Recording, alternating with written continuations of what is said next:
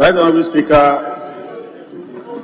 I thank you for the opportunity to contribute to the debate on the President's message on the state of the nation. But, Mr. Speaker, I want to set off by recognizing the fact that the majority side has failed the President. Mr. Speaker, we are here in our numbers to have a conversation around the issues that the President has raised. And his people are not here. Mr. Speaker, if it was about imposing levy on the poor, they would have massed up here. But, Mr. Speaker, I can understand why. They came and delivered all these voluminous documents as they hope. The President delivered this one. That is less than 2 quarters of a sheet of paper, 20 of them. How can you have hope in this one? That is why you are not here. There is nothing here, Mr. Speaker. The President is coming. The President is coming after 3 months. So it was this one. Mr. Speaker, I feel very sad for this country. Because if the whole of the affairs of this country and the challenges that the people of Ghana are going through is contained in this document, then we are doomed. Mr. Speaker, for the first time, the President came here to this chamber, and the conversation around the economy was just about 1 paragraph. Mr. Speaker, in that paragraph, the President said the average GDP growth from 2017 was 7%, and that he has grown the economy from a figure of about $54 billion to $72 billion. Mr. Speaker, that is the economy of Ghana. Mr. Speaker, if the GDP is this my phone, it is the only product we have produced in Ghana in 2016, and it was sold at 100 Ghana. Given the rate at which prices are galloping, by 2021, this will be sold at 1,000 Ghana. So even without adding any production, you will get $72 billion. That is the level at which we have reduced the analysis of our economy to. That we are using nominal GDP, which is influenced by 3 times the price increases. That even if you have not done anything to the economy at all, prices alone will put you at 72 billion. Mr. Speaker, that is the economy the President came to deliver. But, Mr. Speaker, you have an economy that grew in 2017 by 8.13%. Mr. Speaker, at that time, he didn't even have a government in place. And you remember in his first year, he ended up with 125 ministers. He was still struggling to get people to serve in executive positions, and the economy grew by 8%. Mr. Speaker, there's a saying in economics that when seed, no matter how much you water it, it will not germinate the same day. So when you arrived, the hard work had been done and the economy began to grow. Subsequently, 2018, when you now introduce your naive experimental economics, you are now doing 6.2% from 8%. The Speaker, the following year, you did 6.5. Then you ended up with 0.41. And you said it was almighty COVID. Then 2021, you said it was 471. 2022, you said it is Ukraine-Russian war. In 2021, you will have Ukraine-Russia war. That one who did it? Mr. Speaker, for the first time, I have sat in this chamber and listened to the President, and inflation is completely missing his vocabulary. Inflation. Missing completely in the President's vocabulary. I don't know whether if he mentions inflation, whether he collapses. He never mentioned it. And it is the driver of cost of living. So the Ghanaians are suffering because prices are galloping. He didn't talk about it. Mr. Speaker, for the first time, interest rates completely vamoose. We don't talk about interest rates again. Better managers of the economy ran away from interest rates. Mr. Speaker, for the first time, I sat here and I didn't hear the President mention anything about public debt. Rate of debt accumulation. The downgrade of Ghana is a major international embarrassment, and we got a AAA embarrassment from rating agencies. Fitch, finish us. As for the others, the president wrote a lengthy letter to the, what do they call it, AU, to intervene, thinking that it is a diplomatic negotiation. The Minister for Finance wrote a very lengthy letter to the rating agency. Mr. Speaker, there are no remarking in rating agencies. So fix your economy and your rating will be better. Mr. Speaker, this is where we are.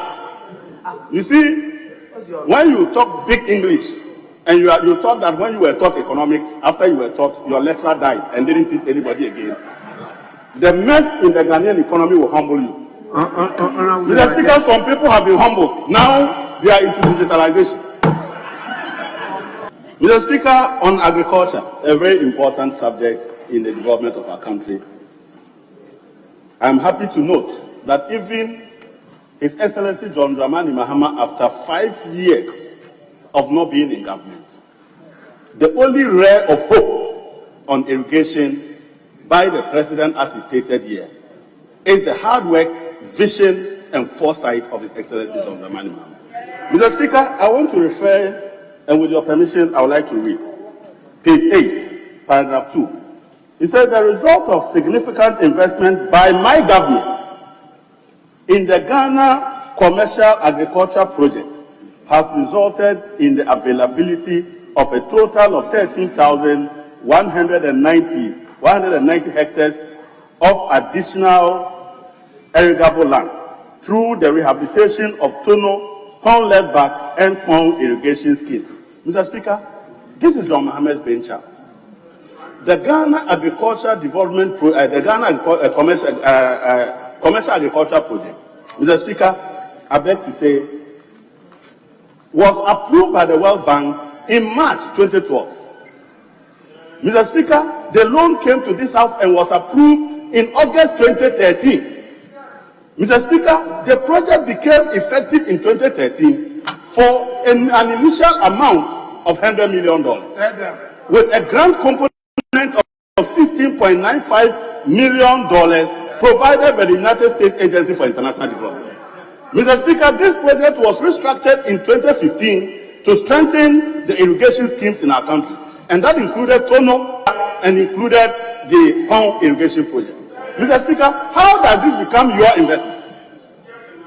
Mr. Speaker, this project was restructured again in 2018 because they were struggling to access funding from the United States Agency for International Development and went back to the World Bank for an additional financing of $50 million. It was approved in this House, and I seconded the motion. Mr. Speaker, the President is nowhere near this vision.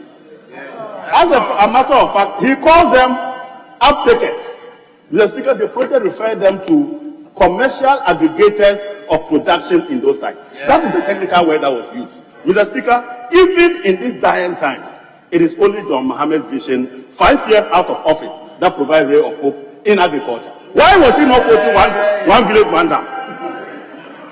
Is one village, one dam not something he's proud of? Why is he not mentioning the Pangu multi-purpose dam and trying to sneak in John Mohammed's Ghana Commercial Agriculture Program? Mr. Speaker, if they have nothing to say, it is better they give the credit to the right person who has vision for this country. Mr. Speaker, the President said that they spent $17.7 billion on COVID since 2020. Mr. Speaker, that is factually inaccurate.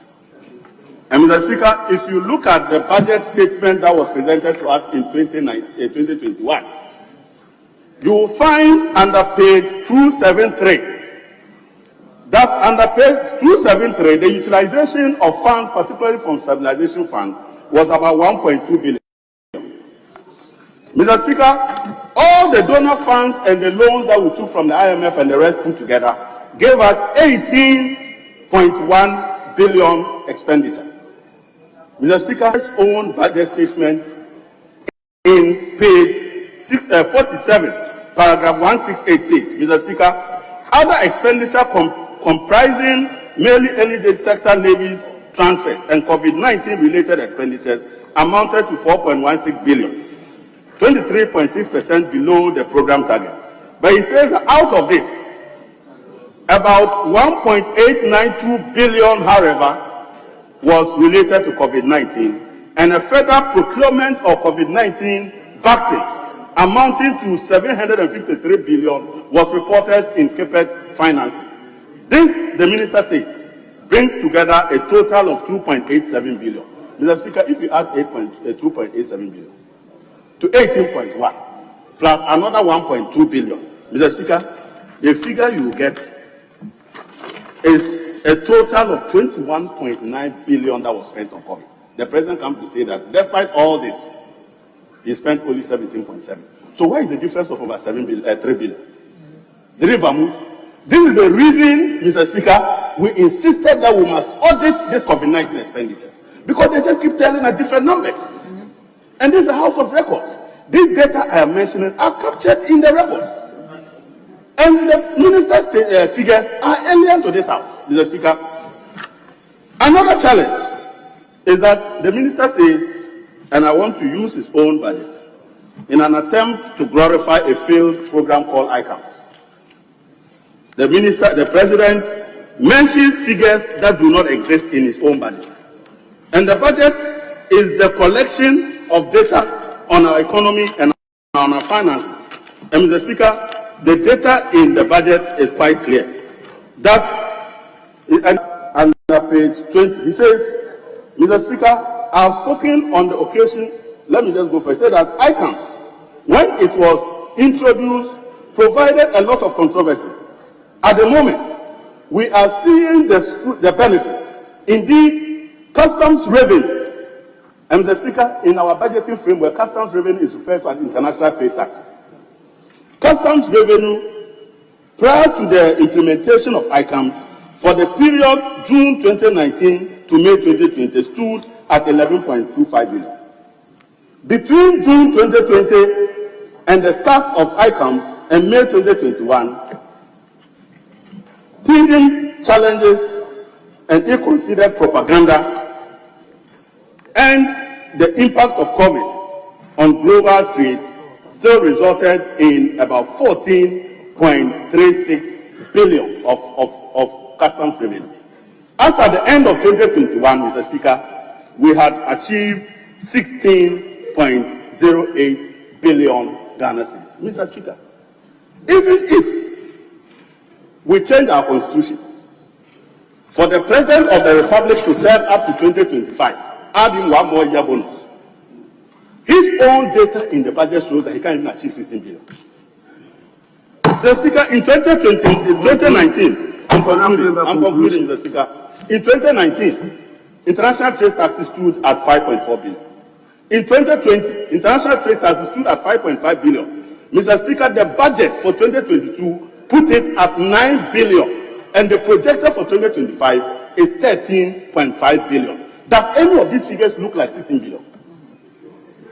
Mr. Speaker, I do not want to say the president came to lie to us, but these are intentional factual inaccuracies, and these figures are alien to the budget that are captured as official records in this house. Mr. Speaker, please. Yeah.